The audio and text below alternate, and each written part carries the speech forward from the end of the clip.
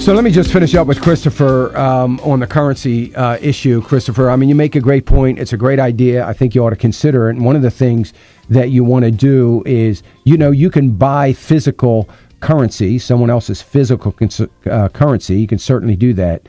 And that's what I've done.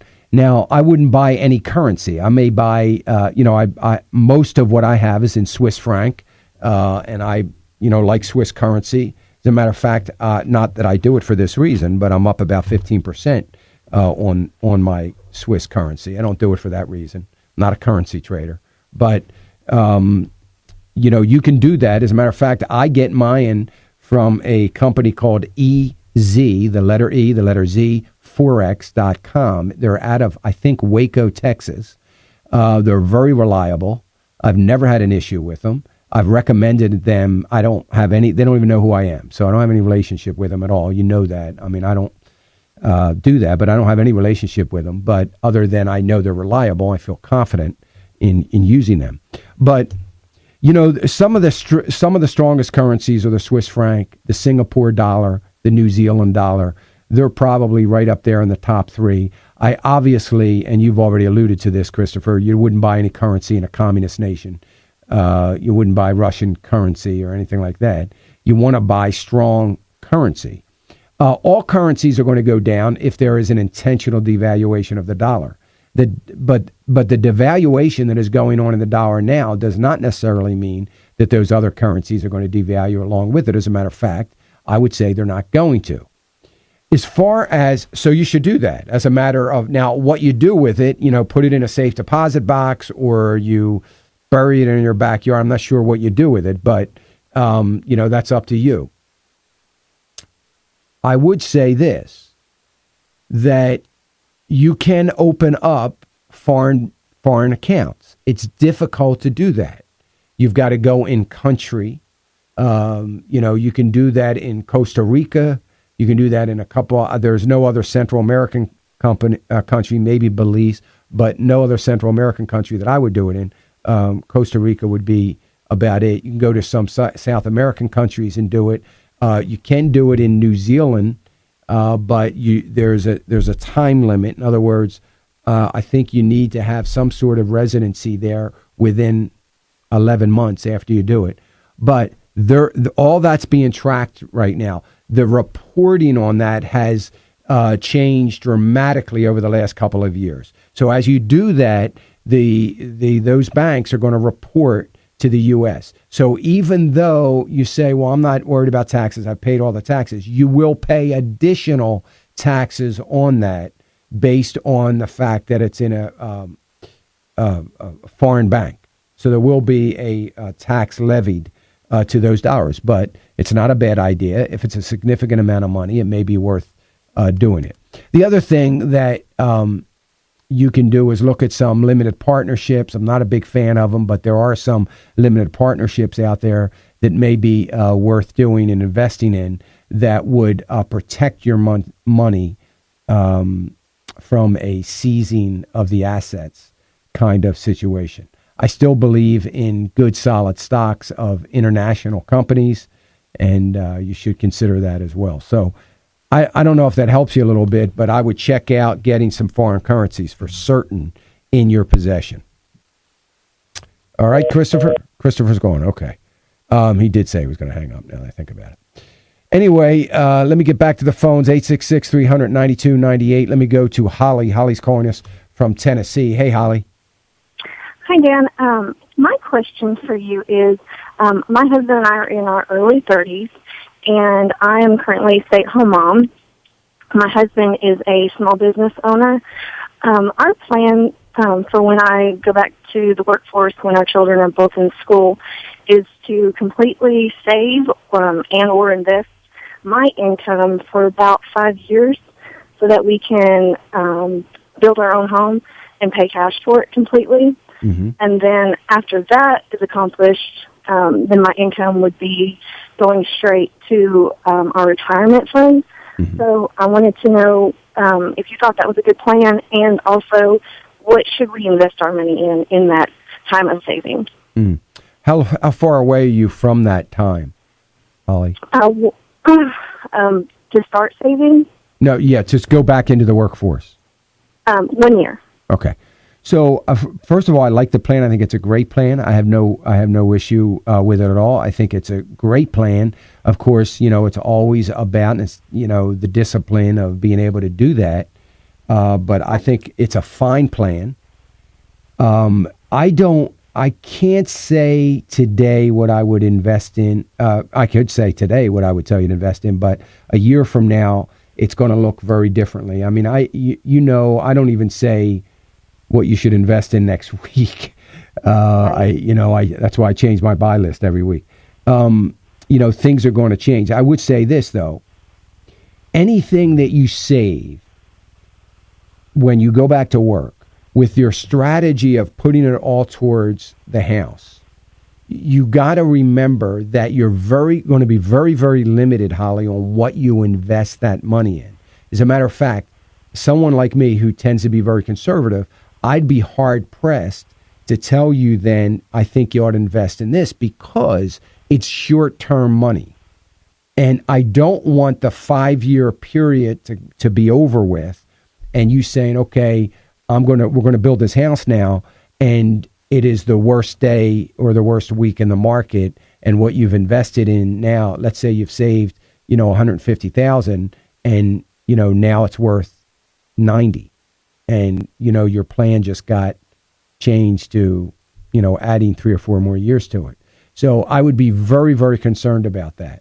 So unfortunately, what you need to have a mindset of when you do that is a dependency on making that plan work based on the amount of money that you're setting aside and saving, not based on I'm going to set this money aside and that money's going to earn 5 or 6%.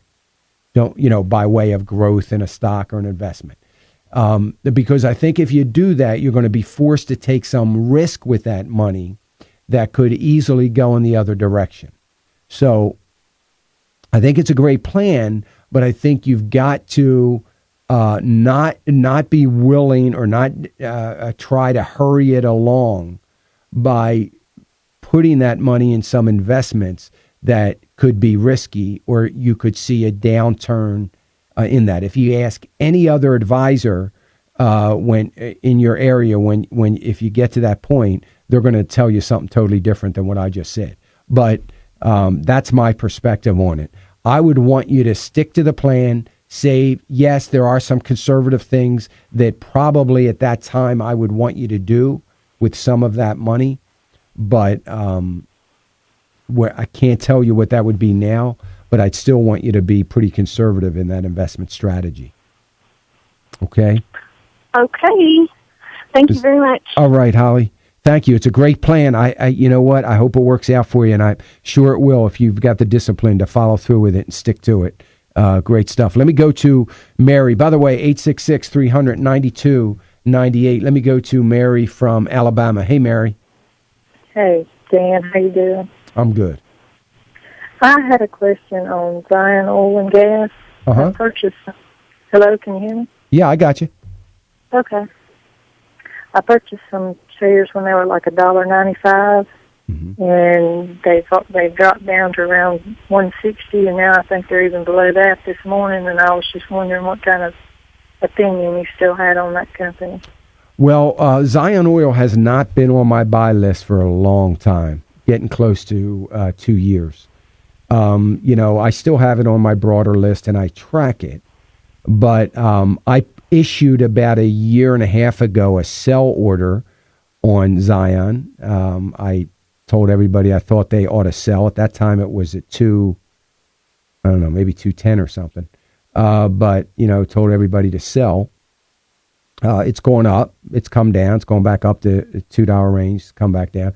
But I still maintain a non-buying position on Zion. So I don't have.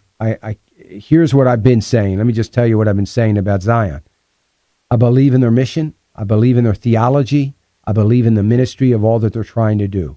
I love the company's theological model that they're taking. I believe that all their theology is correct. I believe it is. There is going to be oil onshore, oil beneath the sands, as we read about in Deuteronomy. I believe it's going to be found in Israel. There's no doubt about it. It is very deep, and it is difficult and expensive. But I believe there's going to be a discovery of oil. I don't know whether it's going to be Zion to make that discovery, but I believe there's going to be discovery. But so I would say that, and I've told people this before, if you want to buy Zion, because you believe like I believe, in the ministry and mission of Zion, then keep your company, your stock. But I've said, you shouldn't be buying anything in Zion right now that you're not willing to lose. It's a very micro cap company with any small company stock that I have on my list, micro cap, and I don't have that many. I only have 3 or 4. There's a lot of volatility and a lot of risk, and Zion's not exempt from that. So I can't, I don't have a read on whether to sell at this point. I put my sell order in back when it was profitable, and I've not recommended a buy for it. But I would say if you bought it for those reasons that I've outlined, for the theological and the support of Israel, then keep it. Just keep it. But not sell. But anytime you buy a micro cap stock because you think you're going to make a lot, there's always that potential. You think you're going to make a lot of money in a short period of time. That's never going to be the case because, I'm not saying you're not going to make a lot of money someday, but it's a little bit more difficult when you get into those micro caps. They tend to be a lot more volatile. 866-300-9298. Let me go to Philip. Philip calling us from Oklahoma. Hey, Philip. Hi. Is this Dan? Yes. Dan, hi. This is Philip. I'm just going to pull over. I was telling your call screener, I'm a disabled vet, a business owner, 67 years old, and I'm also an index trader. But I've owned, and I still do, group health plans. Mm-hmm. And what I wanted to just discuss was, I'm not in love with the Obama plan. I think it needs a lot of work. But I did not like the situation before that. And partially because group health plans that we've used in our companies made it very, very difficult to put anybody on them that had any pre-existing condition. Or any of the people on these group plans, when they started getting sick, they can't individually increase the premium, so they would increase it on the group so much that we couldn't afford it. Mm-hmm. I was hurt in Vietnam, got better, but the Agent Orange got me about 10 years ago. Mm-hmm. And at that point, the bill, I got leukemia from it. At that point, the bill started really getting high. Leukemia is an expensive disease. My insurance carrier couldn't cancel our policy, so what they did is they rated us because of me. Mm-hmm. And the agent said, you're going to have to get off. I didn't realize by getting off, I couldn't get back on anything. Right. So I went without insurance for a while when I've been paying the premiums. We've got 70 employees. When I've been paying the premiums, but I couldn't be on my own policy. At that point, I had no choice but to go to the VA.